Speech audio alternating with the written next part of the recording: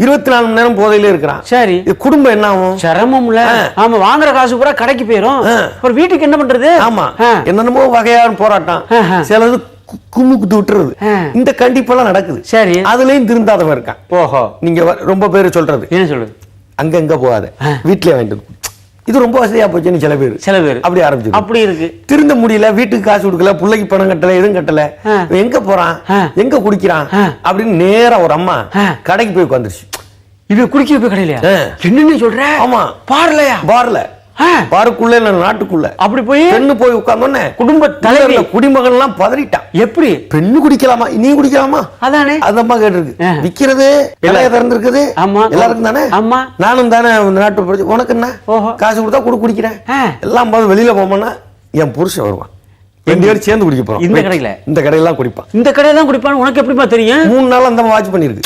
இவங்க பாட்டில வாங்கிட்டு உள்ள நுழைய யார்? நம்ம தலைவர் குடிமகன், மிஸ்டர் குடிமகன், குடும்பஸ்தன் வந்துட்டாங்க. வந்து பார்த்தா ஷாக்கா இருக்குமே, அடிக்காம கிக்கு நெறி இருக்குமே. நீ எங்க இங்க வந்த? நீ எங்க எதுக்கு வந்த? இங்க வந்த. நீ வர்றதுன்னா எனக்கும் சேர்த்து வாங்க, எனக்கு ஒரு வாங்க. அப்ப பிள்ளைய கிடந்த கிடக்கட்டும். சரி, அப்படிலாம் முடியாது. அப்ப நீ குடிக்காத, சமாதானம் பேச வேண்டியதானே. நடந்து பார்க்கல, அது விடல. ஐயோ, அப்புறம் என்னாச்சு? அப்புறம் காவல்துறை வந்து, எப்படிப்பட்ட வேலையெல்லாம் காவல்துறைக்கு இருக்கு. ரொம்ப கொடுமையான வேலை. என்னென்னமோ பேச்சுவார்த்தை நடத்துறாங்க. இலங்கைக்கும் இந்தியாவுக்கும் மீனவர்கள் பேச்சுவார்த்தை நடத்துறாங்க.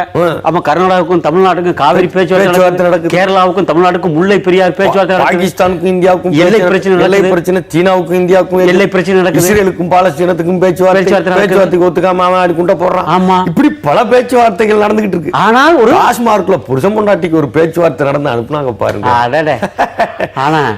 ஆனா பேச்சுவார்த்தை போயிட்டாங்க. ஆனா நீ சொல்ற போராட்டத்தை பார்த்தா இனிமே எல்லாரும் அங்கதான் போகல இருக்க. அதுதான் சொல்ல வரேன்.